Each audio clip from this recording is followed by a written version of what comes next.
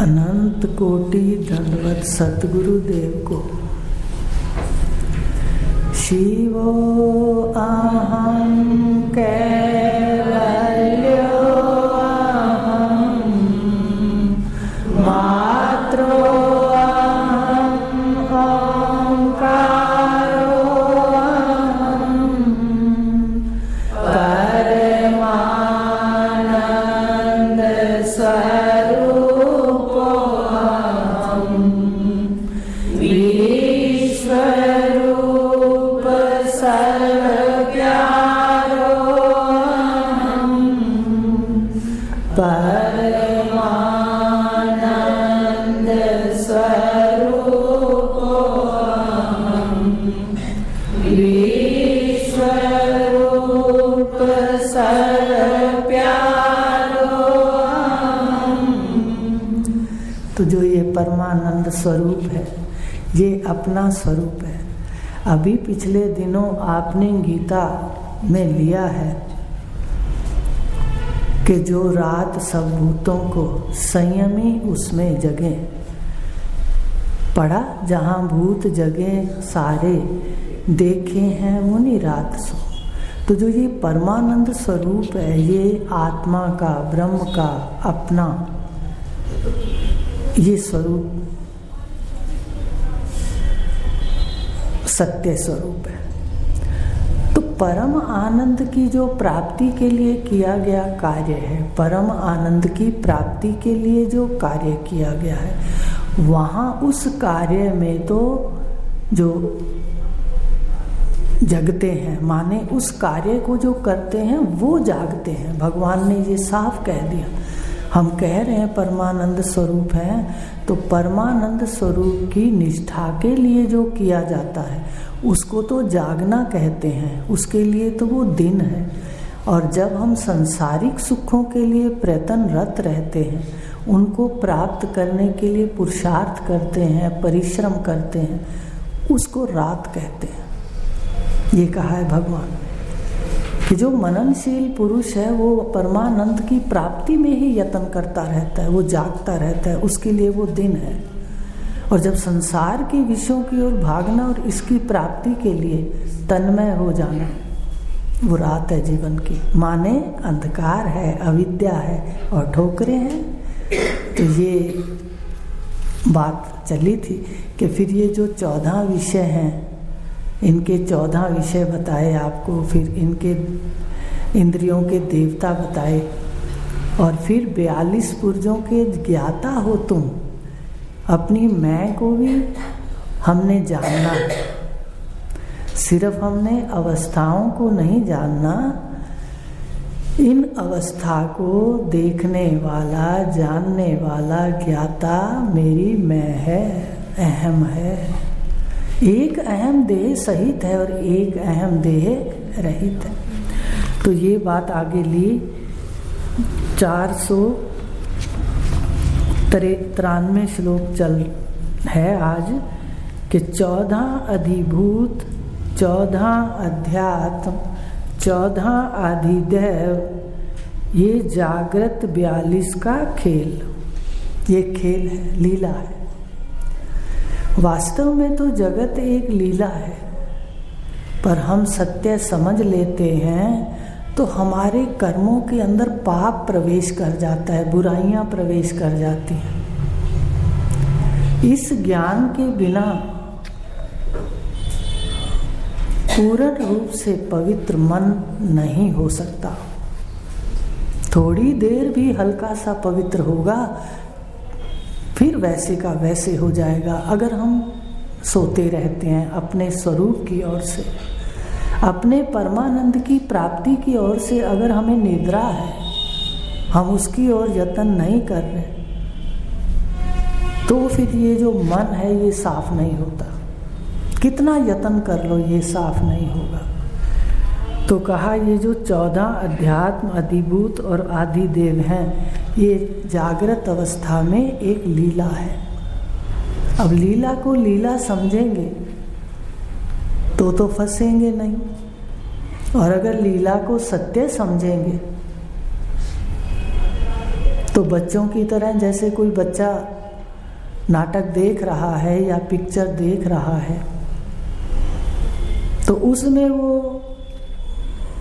कोई घटना घटती है दुखद, तो बच्चा बुद्धि उसमें रोता है, कष्ट मनाता है। और जिसको पता है ये लीला है, ये सत्य नहीं है, एक नाटक है, वो सम रहता है, वो कहता है ठीक है, पिक्चर के अंदर ऐसा है। इसलिए भगवान यही बात कह रहे हैं गीता में भी कि जो इसका प्रयत्न करता है स्वरूप के आनंद का, वो इस परम आनंद को अनुभव करता है कि जागृत अवस्था का ज्ञाता इन 42 पुरजों का, देवताओं का, इंद्रियों का मैं देखने वाला, जानने वाला, इनसे असंग हूँ, न्यारा हूँ और इन सब से मैं अपने आप के लिए प्यारा हूँ। देखो, देवताओं का भी अगर हम कहीं अनुष्ठान करते हैं और शरीर नहीं काम करता, घर में देखते हैं, करवा चौथ भी कई जो बीमार लोग थे तो वो उनको बुजुर्ग ही कह देते हैं, भाई खा लो, पानी पी लो। तो देवताओं को भी अपनी अहम आत्मा के लिए प्रिय नहीं कहा, अपनी आत्मा को प्रिय कहा है। इसलिए गहराई से मनन किया करो, अपने अस्तित्व को जान करके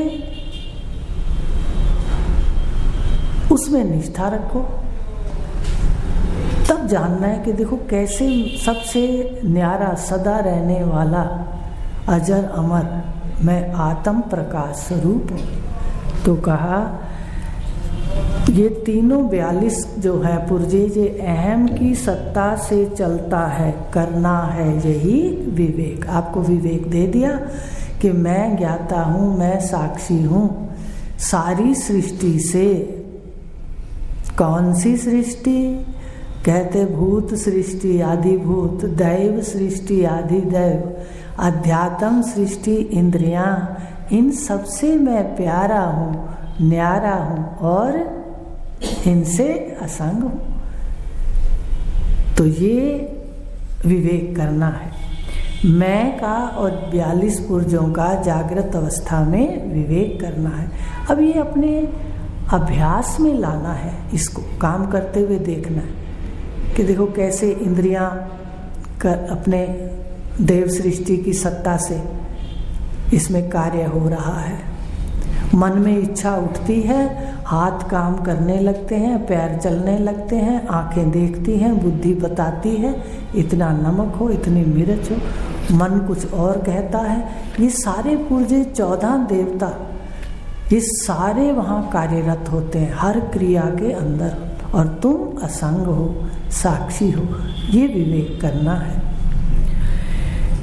सृष्टि ईश्वर की रचना है, 494 है। सृष्टि ईश्वर की रचना है, भोग्या जीव की जान, कारण उपाधि से रचता है, कार्य उपाधि से भोगता मान। कि जो ये आत्म सत्ता है, ब्रह्म है, ये सारे अहम अहम का आश्रय है। आपकी सारी मैं सबकी, सारी खानियों की मैं रात में एक बड़ी मैं के अंदर लीन हो जाती हैं। कैसी सुंदर लीला है।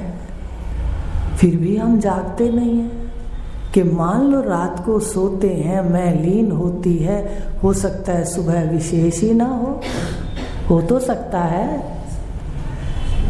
इसलिए हमें सदा चिंतन करना है सत्य का, सत्य को याद रखना है, बाकी मिटा दो हृदय से, करते जाओ, मिटाते जाओ। तो कहा ये जो सृष्टि है ये माया उपाधि वाले चेतन की रचना है, ब्रह्म सृष्टि का रचयिता नहीं है, ब्रह्म सृष्टि का साक्षी है, प्रकाशक है। सृष्टि का रचयिता है माया उपाधि वाला चेतन। ब्रह्म से, परमात्मा से माया प्रगटी, और उसमें जो चेतन है उसमें सारी सृष्टि ये प्रकट हो गई, जो चारों खानियां हैं। क्योंकि सारी सृष्टि का बीज ईश्वर है। गीता में भगवान ने अपने मुख से कहा है, सारी सृष्टि का मैं बीज हूं। अर्थात ये मनुष्य खानी, ये पशु खानी, ये पक्षी खानी, ये उद्भिज खानी, एक बीज से सारे निकलते हैं। ईश्वर से सारे प्रकट होते हैं। जैसे एक बीज से टहनियाँ भी निकलती हैं, पत्ते भी निकलते हैं, फूल भी निकलते हैं, वृक्ष के फल भी होते हैं, लेकिन है एक बीज। ऐसे उद्भिज खानी, स्वेदज खानी, अंडज खानी, जरायुज खानी मनुष्य, ये सब उसी परमात्मा से वैसे प्रकट होते हैं जैसे बीज में सारे वृक्ष के अनेक रूप छुपे हैं, उसकी आयु छुपी है, सारा कुछ छुपा है। देखो, ऐसे आप सबका, हम सबका भी शरीर सहित, वैसे मैं साक्षी हूँ। शरीर को ले तो सारा का सारा उस ईश्वर के बीज में छुपा है। तो ईश्वर की रचना है, पर भोक्ता कौन है? माया उपाधि वाला भोक्ता नहीं है। वो सारी खानियां जो उससे प्रकट होती हैं उसमें भोग चलता है। एक उदाहरण देते हैं आपको, ऐसे समझ नहीं आएगा। जैसे स्वप्न में आपसे सृष्टि होती है, आप सृष्टि, स्वप्न सृष्टि का बीज हो, ठीक है। अब उसके अंदर सारी खानियां प्रकट हो जाती हैं, पर आप उन सब खानियों के भोगों के दृष्टा हो। देखिए स्वप्न सृष्टि, सारे जीव जितने भी आपसे प्रकट हुए वो सारे भोग रहे हैं, सारा सृष्टि में खेल कूद कर रहे हैं। माने जो भी सपन आता है उसमें सारा पार्ट उनका हो रहा है, पर आप उसमें नहीं फंसे हुए हो, आप साक्षी रूप से उसको देख रहे हो। ये ईश्वर की स्थिति है। ये ईश्वर का सपन है, वो जीव का सपन है। जीव अपने ईश्वर का अंश है, तो देख लेवे कि कैसे सृष्टि में भोक्ता ईश्वर नहीं है। अभी मुझे किसी ने थोड़े दिन पहले कहा कि दीदी, और किसी मत पंथ के हैं, कि दीदी ईश्वर तो भोक्ता नहीं है, पर मैं भोगता हूँ। मैं क्या, बिल्कुल ठीक है, फिर कभी बात करेंगे। आप बताओ, एक क्षण आते जाते आपको कैसे समझा दें कि ईश्वर भोगता है तो तू ईश्वर का अंश है, तू भी भोगता। अभी स्वप्न का एक उदाहरण ले लीजिए, गहराई से देखो कि कैसा ईश्वर प्यारा है। उसने सारा कुछ तत्व सृष्टवा तदेव अनुप्राविश्य, सब कुछ बिठा दिया, खुद भी बैठ गया और सारे भूतों को बिठा दिया, गुणों को बिठा दिया अंदर। तुम असंग हो, साक्षी हो, दृष्टा हो, कर्मों से परे हो। तो कहा सृष्टि तो ईश्वर की रचना है, पर भोक्ता जीव है। समझ रहे हो? जीव माने जो देह, इंद्रियां, मन आदि को मैं मानता है, उससे लिप्त है, उसमें व्याप्त है, वो भोक्ता है। अज्ञान से, शुद्ध स्वरूप से वो भोक्ता नहीं है, मन को लेके भोक्ता है। आ रही है मेरी बात समझ में? भोक्ता जब ही होते हो जब मन साथ है। आपको इंजेक्शन लगा दिया गया हॉस्पिटल में, सिर में दर्द है, बस कोई भोक्ता नहीं है। ऐसे मन को सुला दिया डॉक्टर ने तो भोक्ता चला गया, मन को जगा दिया डॉक्टर ने तो भोक्ता खड़ा हो गया। देखो तो सही सृष्टि की विलक्षणता। सबसे पहले गुरु की विलक्षणता, हम ऋण नहीं दे सकते। नाना करते भी आपके संस्कार बदलेंगे, निष्ठा में आएंगे। तो कहा सृष्टि ईश्वर की रचना है, भोग्या जीव की जान। अब कारण उपाधि से रचता है, कार्य उपाधि से भोक्ता मान। इस सृष्टि का कारण कौन है? ईश्वर। अब जब कारण उपाधि माया है, ठीक है, और कार्य उपाधि अविद्या, जब माया उपाधि को ओढ़ता है तो सृष्टि को रचता है। जब एक शरीर में अविद्या उपाधि को ओढ़ता है तो भोगता है, मन को साथ लेके। एक शरीर में अविद्या है, अविद्या का मतलब मन को मैं मानना, शरीर को मैं मानना, इंद्रियों को मैं मानना, इसको अविद्या उपाधि कहते। तभी तो कल बताया था कि किसी ने ये नहीं किया कि मुझे लोग कह रहे हैं मैं मरता हूँ या मैं करता हूँ, तो हमने कोशिश ही नहीं की जानने की, किसी ने जानने की हम में से नहीं की। जो बाहर है उन्होंने भी नहीं की कि मैं शरीर हूँ भी या नहीं, और शरीर छोड़ते भी देखा लोगों को। कमाल है माया, नमस्कार है तुझे। इतने प्रत्यक्ष सब कुछ होते हुए माया देखने नहीं देती है। और ये कहता है मैं मरता हूं, तो कहने का मतलब कहता है मैं स्त्री हूं, मैं पुरुष हूं। तो कहने का मतलब अज्ञान अविद्या उपाधि को लेकर ये भोगता है, और कारण माया उपाधि को लेकर ये सृष्टि की रचना करता है वही ब्रह्म। कारण उपाधि माया को लेता है तो वही ब्रह्म क्या करता है, सृष्टि रचता है।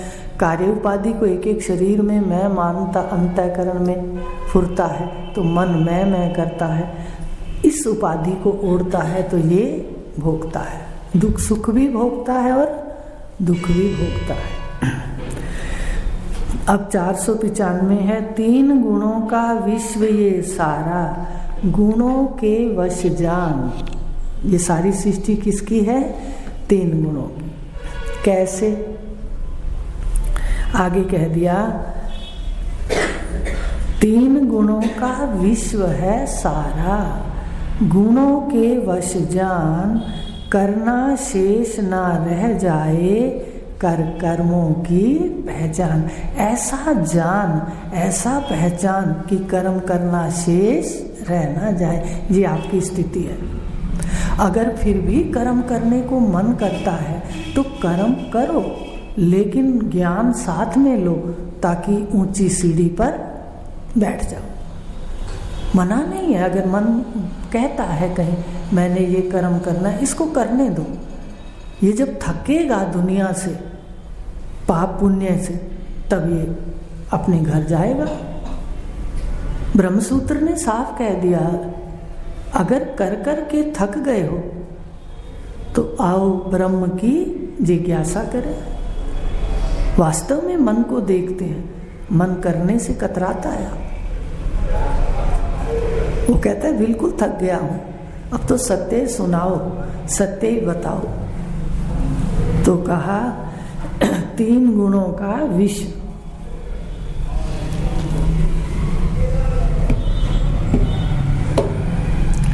तीन गुणों का विश्व कहा, तो विश्व क्या है, 3 गुणों का विश्व कैसे बना, ये कल बताएंगे। समय हो गया है लगता है कि 3 गुणों का विश्व है सारा। ये 3 गुणों से प्रकट हुई सृष्टि, तो क्या हुआ, विश्व प्रकटा। कौन से गुण है अब आपको बता देते हैं। ये सब याद करना है आपने। आखिरी दिन आपसे सुना करूंगी, सप्ताह के आखिरी दिन। तो 3 गुण है, सत्य, रज और तम। सबसे पहले परमात्मा में जो 3 गुण प्रकट हुए, तो तम जो है उससे 5 भूत प्रकट हुए। सत्य, रज, तम। तम से आकाश, वायु, अग्नि, जल और पृथ्वी। अब पांचों से 5 खानियां, आकाश, वायु, अग्नि, जल और पृथ्वी। पृथ्वी से उद्भिज खानी, वायु से स्वेदज खानी, अग्नि से अंडज खानी, जल से स्वेदज खानी। दोबारा से रटने की चीज है ना, तो रह जाती है। आकाश विशेष मनुष्य का है, ठीक है। वायु से जरायुज खानी, अग्नि से अंडज खानी, जल से स्वेदज खानी, पृथ्वी से उद्भिज खानी। तो ये जो 5 भूतों से 5 सृष्टि प्रकट हो गई, खानियां प्रकट हो गई। 5 खानियां गिनी ना। आकाश विशेष मनुष्य को कहते हैं, वैसे जरायुज में आता है, पर आकाश विशेष करके इसको 5वां स्थान दिया जाता है, कई ऋषियों ने दिया। तो 5 जो है, ये 5 ये हो गए, 5 10 हो गए, और 3 गुण हो गए, सत्य, रज और तम, 13 हो गए। अब आगे चलते हैं। अब इन खानियों में जो मनुष्य खानी है, इसमें पांचों भूत प्रकट हैं, शब्द, स्पर्श, रूप, रस और गंध। 19 हो गए, 18 हो गए, कितने हो गए?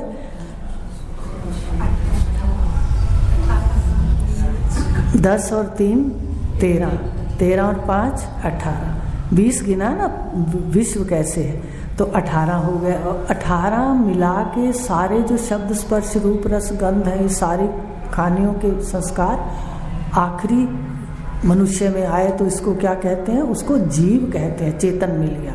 18 के साथ चेतन है, वो जीव है। और अब जो 10वां इसके बाद तत्वमसि है, ये जीव को उपदेश है, ये सृष्टि का सत्ता है। जो तत्वमसि है, परमात्मा है, ब्रह्म है, वो सृष्टि की सत्ता है।